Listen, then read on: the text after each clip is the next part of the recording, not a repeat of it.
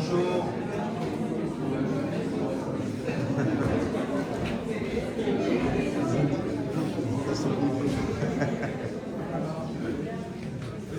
Excusez-moi, bonjour. Bonjour, merci au fond, l'école.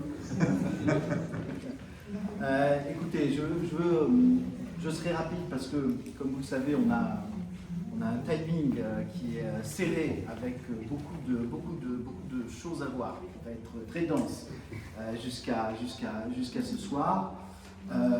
Mais je voulais d'abord faire une série de remerciements.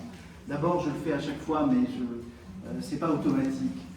Pour l'ensemble des équipes du MOCO, qui encore une fois ont fait un travail exceptionnel. J'y associe bien sûr les équipes du Musée Fabre, qui ont fait un travail remarquable. Je les remercie à chaque fois, mais cette fois je veux le faire et aussi avoir un mot évidemment tout de suite pour les équipes de l'école des Beaux-Arts de Montpellier, qui ont été dans un accompagnement exceptionnel, dans un enthousiasme qui pour nous est vraiment un moment très important. Je remercie aussi tous les artistes qui sont ici, avoir une pensée pour eux, les remercier, avec cette voix aussi que j'ai derrière, avoir une pensée pour eux, avoir aussi une pensée pour les artistes qui ne sont pas là.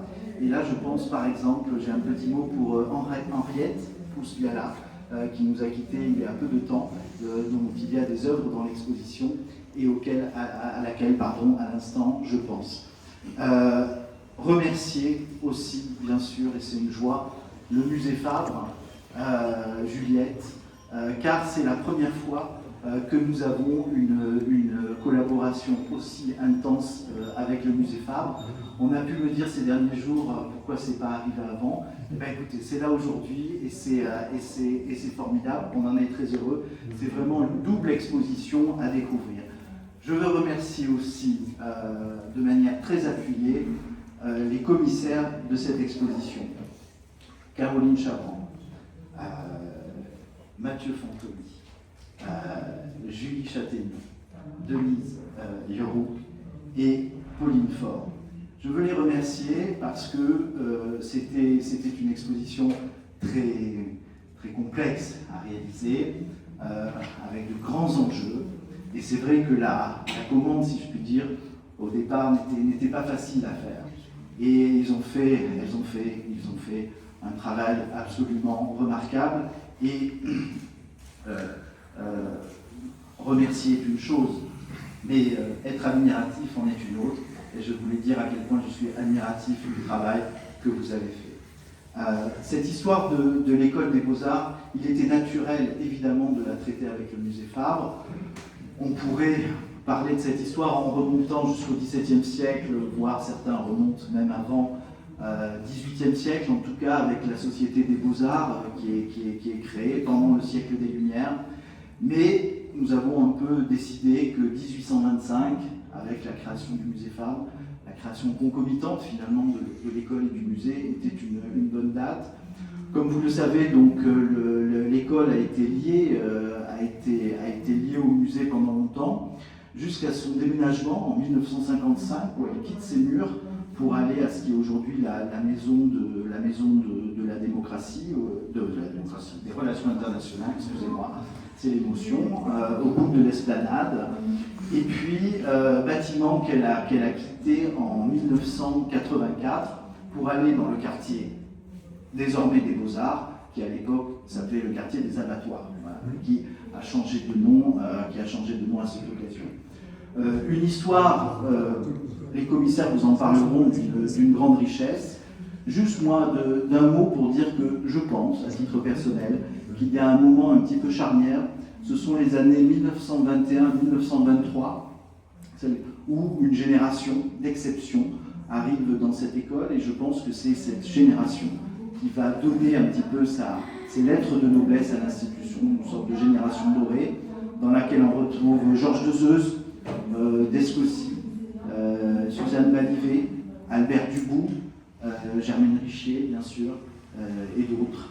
Et donc c'est une génération exceptionnelle qui, pour certains, deviendront professeurs. Ensuite, je pense par exemple à Descossi et Dezeuse, qui formeront des artistes, évidemment, comme Pierre Soulages, puis la génération support surface, François Rouen et d'autres, et cette génération support surface qui deviendra ensuite, professeur à son tour pour former encore d'autres artistes. Donc c'est cette formidable histoire que je vous propose de découvrir. Et pour vous dire peut-être une dernière chose, c'est que quand nous avons décidé, genèse de cette exposition, que nous avons décidé de faire cette exposition, il y avait aussi un enjeu un peu différent du fait de le faire découvrir au Montpellier à leur école. C'est un enjeu national, car comme vous le savez, aujourd'hui, les écoles d'art, notamment territoriales, sont en grand danger. Elles sont prises dans un effet ciseau entre la baisse souvent des subventions et en même temps l'augmentation des coûts qui est très importante. Et donc ce maillage du territoire par les écoles d'art, qui était vraiment une spécificité française qui datait du 19e siècle, est aujourd'hui vraiment menacé. Dans les années qui viennent, on en est certain, un certain nombre d'écoles, territoriales notamment, vont fermer. On le voit notamment avec l'Ondéa, on voit les grandes difficultés qu'il y a des écoles. Et nous, je dois dire que nous avons cette chance. Nous ne sommes pas dans une rétractation. Nous avons au contraire beaucoup de projets d'agrandissement, projets d'amélioration de notre école. Et nous pensons, et c'est ce que nous voulions dire dans cette exposition, qu'une école d'art est une chance pour un territoire.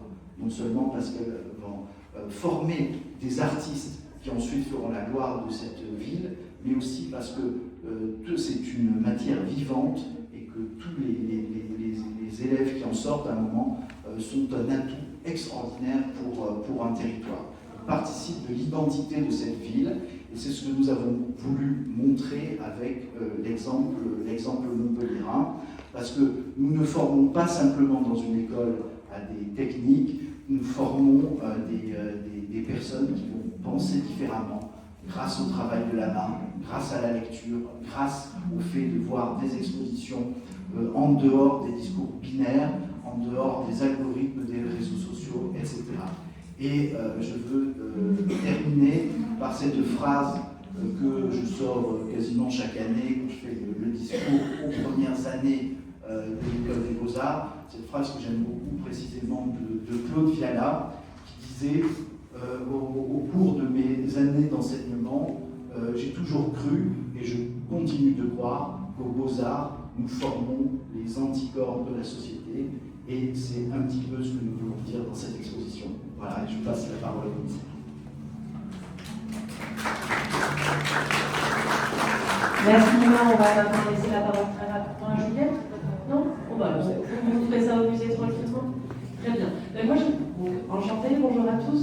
Je me permets de vous demander de vous retourner pour apercevoir les œuvres qui sont à l'extérieur, celles que vous n'avez peut-être pas encore vues, mais je pense qu'elles se voient bien quand même. On a vu des signes assez importants dès l'entrée du centre d'art, avec cette production demandée à Pablo Garcia, Gilets jaunes.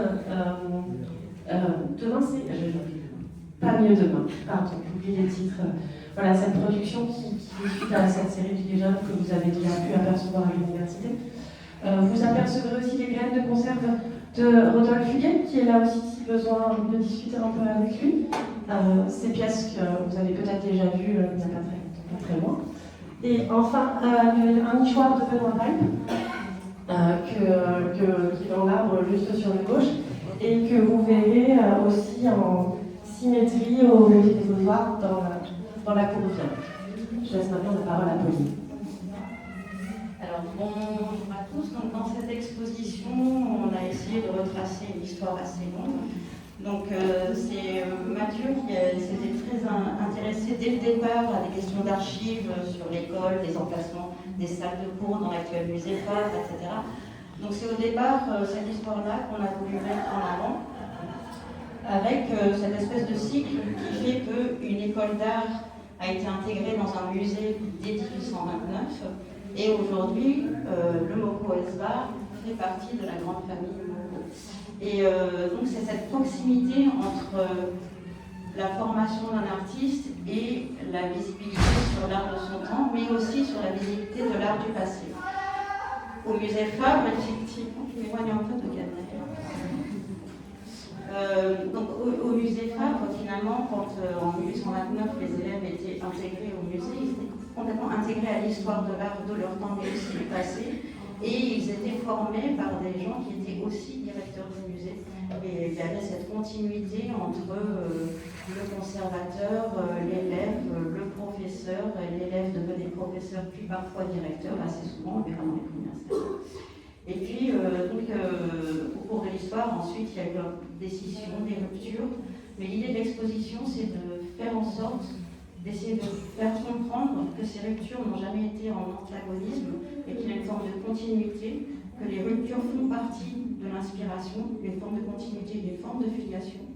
Et que finalement, cette école d'art qui est à la fois une histoire de filiation et d'émancipation, puisque le but du jeu à la fin du cycle de l'école, c'est d'en partir et de s'envoler de ses propres ailes, fait que aussi on ne peut pas faire abstraction de cette histoire. Elle nourrit quoi qu'il en soit.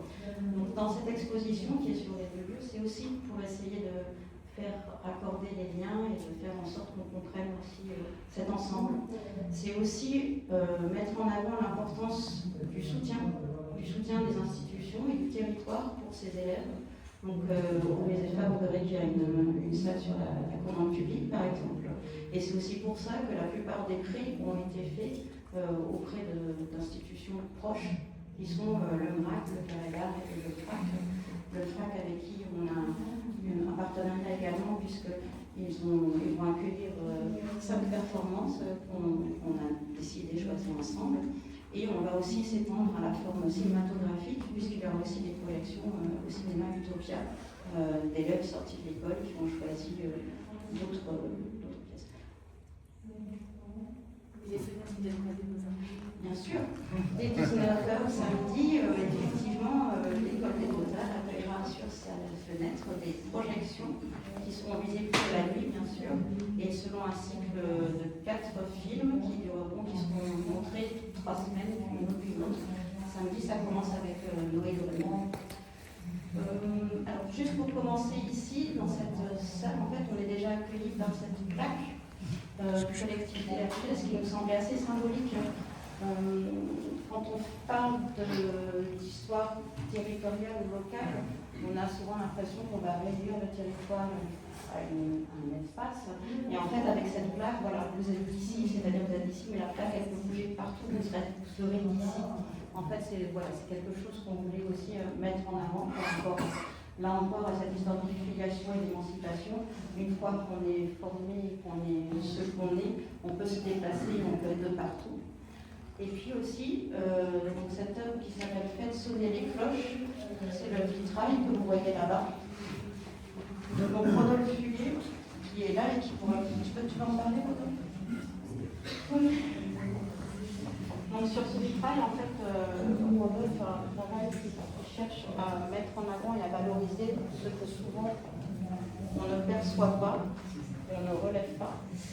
Et il fait des maraudes durant lesquelles il distribue des couvertures qu'il a imprimées avec des slogans.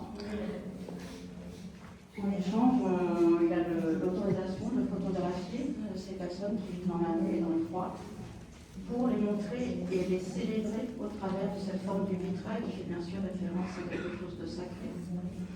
Il y a aussi beaucoup de jeux de mots, donc c'est vraiment un rapport qui n'est jamais misérabiliste, qui cherche toujours à faire vivre le vivant et à redonner la force au vivant. Cette œuvre est accompagnée d'un livret qu'on a produit dans le cadre de cette exposition, qui est en vente, et tout l'argent ira à des associations de SDF et permettra à Rodolphe d'imprimer à nouveau des couvertures pour aller faire des maraudes qu'il a prévu de faire début février.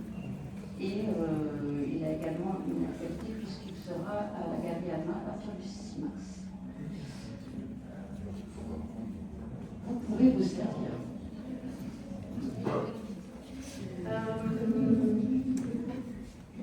Oui. Je vous invite à poursuivre. On me dit